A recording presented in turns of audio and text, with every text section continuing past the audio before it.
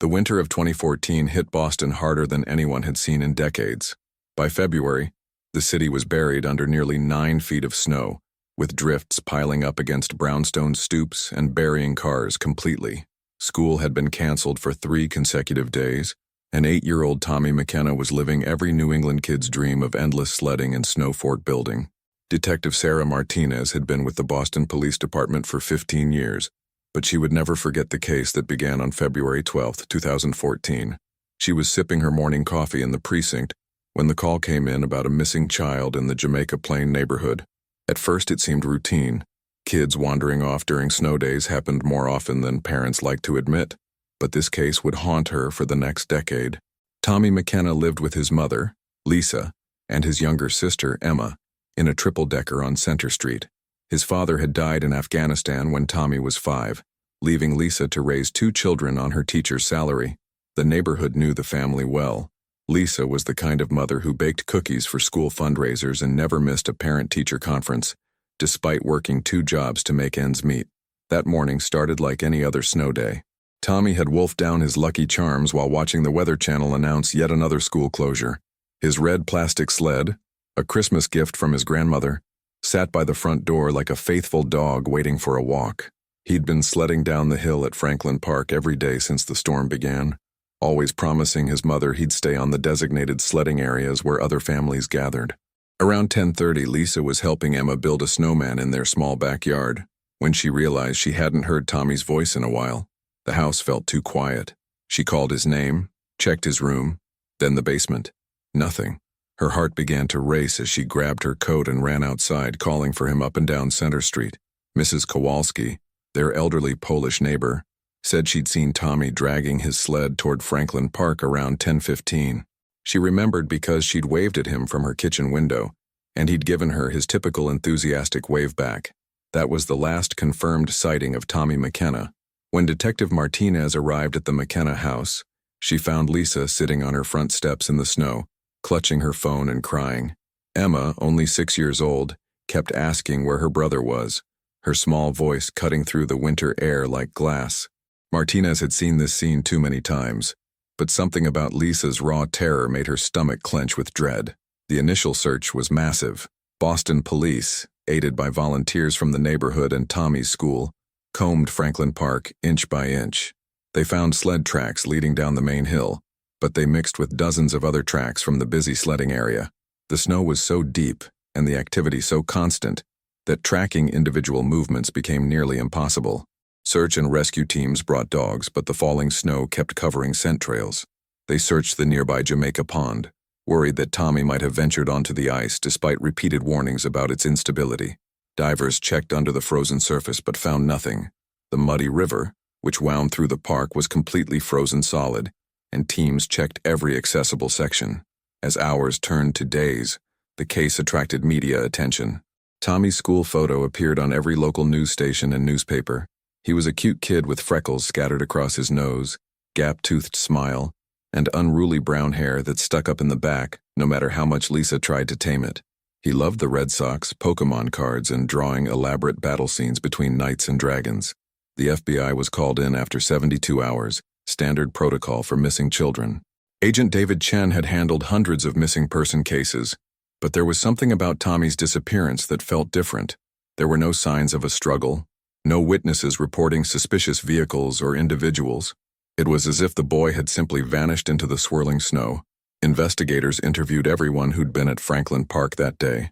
Families remembered seeing a boy with a red sled, but in the chaos of dozens of children playing in similar winter gear, specific details were hard to pin down. One mother thought she'd seen Tommy talking to another child near the tree line around 10:45, but she couldn't be sure it was him. The days stretched into weeks and the case began to cool along with the winter weather. Lisa McKenna appeared on every talk show that would have her, pleading for information about her son. She organized search parties every weekend, distributing flyers with Tommy's photo throughout Greater Boston. The red sled became a symbol of hope and heartbreak, featured prominently in missing person posters that appeared on telephone poles and shop windows throughout the city. Detective Martinez worked the case obsessively, following every lead no matter how far-fetched. She investigated registered sex offenders in the area, checked with every hospital and shelter in New England, and coordinated with police departments across the country. But as spring arrived and the snow melted, revealing a landscape that held no trace of Tommy McKenna, the harsh reality began to set in. By summer, the active search had been suspended, though the case remained officially open. Lisa McKenna moved Emma to a different neighborhood, unable to bear living in the house where Tommy's empty room waited for a son who might never come home. The red sled disappeared from the front door, stored away with other painful reminders of a life interrupted. Years passed with agonizing slowness. Detective Martinez was promoted to sergeant, then lieutenant, but she never closed Tommy's file. Every few months, she'd review the evidence, hoping that fresh eyes or new technology might reveal something she'd missed. She'd drive by Franklin Park sometimes, watching other children play where Tommy had vanished, wondering what had happened in those crucial moments when no one was watching. Lisa McKenna tried to rebuild her life, but the absence of her son colored everything. She moved to New Hampshire, thinking a fresh start might help Emma heal from the trauma of losing her brother. But even there, snow days brought back crushing waves of grief and desperate hope that this time, maybe this time, Tommy would come sledding through the door with rosy cheeks and snow in his hair. The case attracted amateur investigators and psychics over the years. Online forums dedicated to missing children featured lengthy discussions about Tommy's disappearance, with armchair detectives proposing theories ranging from the plausible to the bizarre. Some suggested he'd fallen through ice on a hidden pond. Others believed he'd been abducted by someone familiar with the park's layout. A few claimed supernatural explanations, saying the boy had somehow slipped into another dimension during the storm. In 2019, 5 years after Tommy's disappearance, Detective Martinez attended a conference on cold cases and missing children investigations. She presented Tommy's case to a room full of law enforcement professionals, hoping that someone might have insights that could break the case open. The response was supportive, but not hopeful.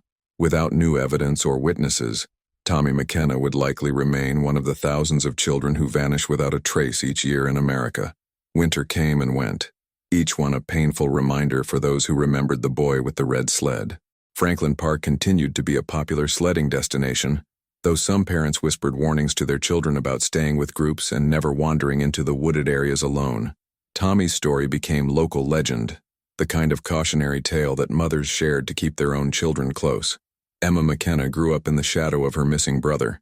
She became a quiet, serious child who excelled in school but struggled with anxiety. She'd sometimes wake from dreams where Tommy was calling her name, his voice growing fainter as she tried to find him in an endless winter landscape. Therapy helped, but the wound of losing Tommy never fully healed. It was during the winter of 2024, exactly 10 years after Tommy's disappearance, that dog walker Margaret Sullivan made the discovery that would reopen the case. Margaret was a retired librarian who walked the trails around Franklin Park every morning with her golden retriever, Chester. She'd lived in Jamaica Plain for 30 years and remembered the massive search for Tommy McKenna. Like many longtime residents, she'd never forgotten the boy who'd vanished in the snow. That particular morning was brutal, even by Boston standards. The temperature had dropped to -5 degrees overnight, and the small creek that ran along the back edge of Franklin Park had frozen solid for the first time in years. Margaret was following Chester along the seldom-used trail when something red caught her eye near the creek bed. At first she thought it was just litter, maybe a discarded plastic bag blown by the wind, but as she got closer, her heart began to pound. Partially buried in the snow, wedged against a fallen log near the frozen creek, was a child's sled. It was red plastic, weathered and faded, but still recognizable as the type of inexpensive sled sold at every hardware store and pharmacy in New England. Margaret's hands shook as she called 911. She'd followed the Tommy McKenna case closely in the media, and she remembered the descriptions of his red sled. But this couldn't be the same one, could it? 10 years was a long time, and there had to be thousands of similar sleds in the Boston area. Detective Martinez, now Lieutenant Martinez, was in her office reviewing budget reports when the call came in. A sled had been found near the creek at Franklin Park, and the responding officer thought she might want to see it personally. Her pulse quickened as she grabbed her coat. After 10 years, she'd almost convinced herself that Tommy McKenna's case would never see new developments. The creek area where the sled was found was remote, accessible only by a narrow trail that most park visitors never used. It was at least half a mile from the main sledding hill where Tommy was last seen, through dense woods that would be difficult for a small child to navigate alone. Martinez examined the area carefully, noting how the terrain sloped down toward the water. The sled itself was definitely old, its once bright red color now faded to a dusty pink. Weather and time had taken their toll, but it was still intact. More importantly, there was something carved into the plastic on the bottom, barely visible after years of wear. With a magnifying glass, Martinez could make out what looked like letters. T.M. Tommy McKenna. The discovery sent shockwaves through the Boston Police Department and the media. After 10 years of silence, Tommy's case was front-page news again. Lisa McKenna, now remarried and living in Portsmouth, New Hampshire, broke down when Martinez called with the news. The sled was definitely Tommy's, she confirmed. She remembered him carving his initials into it with a kitchen knife the Christmas he'd received it, much to her frustration at the time. But the sled's discovery raised more questions than it answered. How had it ended up so far from where Tommy was last seen? If he'd somehow made his way to the remote creek area, what had happened to him there? And why hadn't the massive search effort 10 years ago found any trace of the sled or the boy? Martinez assembled a new investigative team, bringing in fresh eyes and updated technology. Ground-penetrating radar was used to scan the area around where the sled was found, looking for any disturbances in the soil that might indicate a burial site. Cadaver dogs were brought in to search the surrounding woods. Every inch of the creek bed was examined once the ice melted. The investigation revealed some disturbing possibilities. The creek area was known to local teenagers as a place to drink and smoke without adult supervision.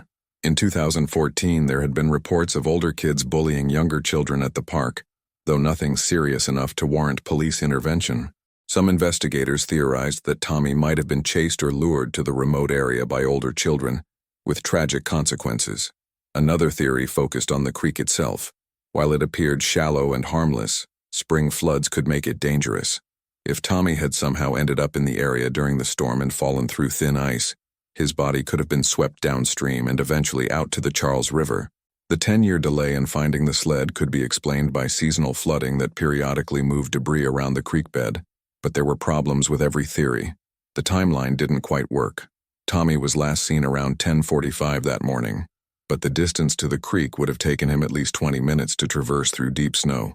That would mean he'd been missing for over an hour before his mother even realized he was gone, which didn't match her account of events.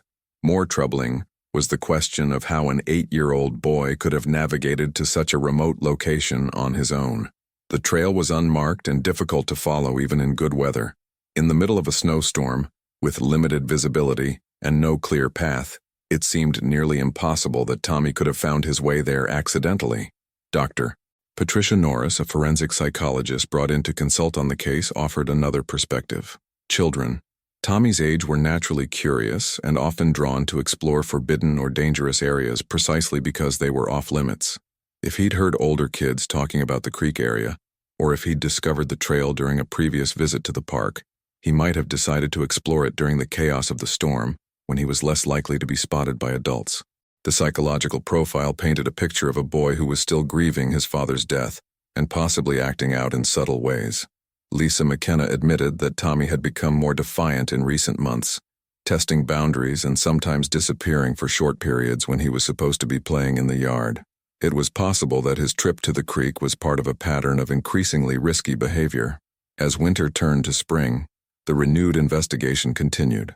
Every registered sex offender in the area was re-interviewed. Cold case detectives from other jurisdictions were consulted to see if Tommy's disappearance matched any patterns from similar cases. Age progression photos of what Tommy might look like as an 18-year-old were distributed to law enforcement agencies nationwide. But the most significant development came from an unexpected source. Dr. James Chen, a professor of geology at MIT, read about the sled discovery in the Boston Globe and contacted the police with information about the creek area. His graduate students had been studying erosion patterns in Franklin Park as part of a long-term environmental project, and they had data that might be relevant to the case. According to Dr. Chen's research, the area where the sled was found had been significantly altered by flooding over the past decade. A major storm in 2018 had caused the creek to overflow its banks, carving new channels and moving large amounts of sediment and debris. It was entirely possible that the sled had been buried or wedged somewhere else for years before being uncovered and moved to its current location by natural forces. This revelation added another layer of complexity to the investigation. If the sled had been moved by flooding, Its current location might not be significant at all. Tommy could have lost it anywhere along the creek's watershed, and natural forces had simply deposited it where Margaret Sullivan found it years later. Detective Martinez felt the familiar frustration of a case that seemed to slip away just when progress seemed possible, but she wasn't ready to give up. The discovery of the sled proved that Tommy had been somewhere in the Franklin Park area that day, which had never been in doubt. What it couldn't tell them was what had happened to the boy himself. The media attention surrounding the sled discovery brought forward new witnesses who hadn't come forward during the original investigation.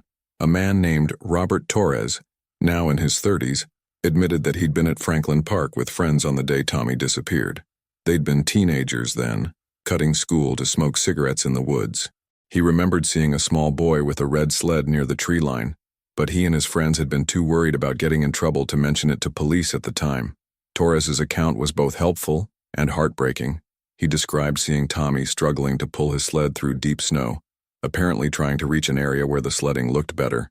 The boy had seemed determined, but was clearly having difficulty managing the heavy sled in the challenging conditions.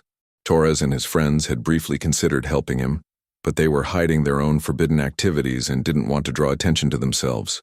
This new information suggested that Tommy had indeed been trying to reach a different sledding area, possibly the one near the creek where his sled was eventually found, but it still didn't explain what had happened to him once he got there, or why no trace of him had been found despite extensive searches. Lisa McKenna traveled to Boston for the first time since moving away, wanting to see the place where her son's sled had been discovered. Standing by the frozen creek with Lieutenant Martinez, she tried to imagine Tommy making his way through the woods, dragging his beloved sled behind him. The image was both comforting and devastating. She spoke publicly for the first time in years, her voice steady, but her hands shaking as she addressed the media. She talked about Tommy's love of adventure, his determination to find the perfect sledding hill, and his habit of disappearing for short periods when something caught his interest. She pleaded with anyone who might have information to come forward, no matter how insignificant it might seem.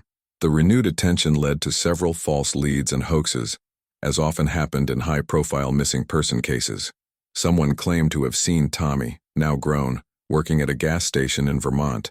Another caller insisted that the boy had been abducted by a cult operating in the White Mountains.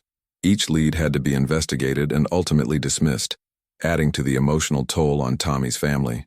Emma McKenna, now 16, struggled with the renewed media attention. She'd spent years trying to build a life separate from her brother's disappearance, but the discovery of the sled thrust her back into the spotlight. She gave one interview, speaking in a quiet voice about her memories of Tommy and her hope that the family might finally get answers. The investigation continued through the summer and into the fall, but no additional evidence was found. The creek area was searched repeatedly with increasingly sophisticated equipment, but the earth yielded no secrets. Underwater cameras explored every crevice of the creek bed after the ice melted, finding only typical urban detritus and natural debris. As the first anniversary of the sled discovery approached, Martinez found herself back at the creek, standing in the same spot where Margaret Sullivan had made her shocking find. The winter of 2025 was shaping up to be another harsh one, and ice was already forming along the water's edges. She thought about all the theories that had been proposed over the years: accidental drowning in the creek, abduction by someone who knew the area well, a fatal encounter with older children who panicked and covered up their involvement. Each theory had elements that made sense, but none fully explained all the evidence. The truth, Martinez realized, might be simpler and more tragic than any elaborate theory. Tommy McKenna was an 8-year-old boy who had wandered away from safety during a dangerous storm. Whether through accident, misadventure, or the intervention of another person, he had died somewhere in the vast wilderness of Franklin Park. His body, despite the most extensive search in Boston PD history, had never been found. The discovery of his sled 10 years later was both a gift and a curse. It provided closure in the sense that it confirmed Tommy had been in the park that day, as everyone had suspected, but it also reopened wounds that had barely begun to heal and raised new questions that might never be answered. Margaret Sullivan continued her daily walks through Franklin Park, though she avoided the creek area where she'd found the sled. Chester had passed away the previous spring, and she now walked alone, carrying the weight of her discovery. She often wondered if she should have minded her own business that morning, leaving the sled buried in the snow where time and weather might have eventually claimed it completely. Dr. Chen's geology students completed their erosion study, publishing a paper about flood patterns in urban parks that made no mention of Tommy McKenna, but the professor kept copies of all their data, hoping that someday it might provide additional insights into the case. Science, he believed, could answer questions that human memory and emotion could not. Lisa McKenna returned to New Hampshire changed by her brief return to Boston. Seeing the place where Tommy's sled was found had given her a sense of connection to her lost son that she hadn't felt in years. She began visiting a therapist again, working through the complex emotions stirred up by the discovery. For the first time since Tommy's disappearance, she allowed herself to imagine a future where the not knowing didn't dominate every day. The case officially remains open, one of dozens of unsolved missing person files in the Boston Police Department's cold case unit. Lieutenant Martinez retired in 2025, but she left detailed notes for her successor, along with a request that the case be reviewed every few years as new investigative techniques become available. On cold winter mornings when snow begins to fall over Franklin Park, some longtime Jamaica Plain residents think about the boy with the red sled who vanished into a storm. Parents hold their children's hands a little tighter when walking past the park, and the sledding hills echo with laughter that carries just a hint of sadness for those who remember. Tommy McKenna would be 18 years old now, possibly starting college or beginning his adult life. Instead, he remains forever 8 years old in the memories of those who knew him and the hearts of those who searched for him. His red sled, now stored in the evidence room at Boston Police Headquarters, serves as a reminder that some mysteries resist all efforts to solve them. The creek continues to flow through Franklin Park, freezing and thawing with the seasons, carrying its secrets toward the Charles River and eventually, the sea. Every winter when ice forms along its banks and snow covers the surrounding woods, the creek keeps its silence about what happened to a little boy who just wanted to find the perfect hill for sledding on a snowy day in February, 10 years ago.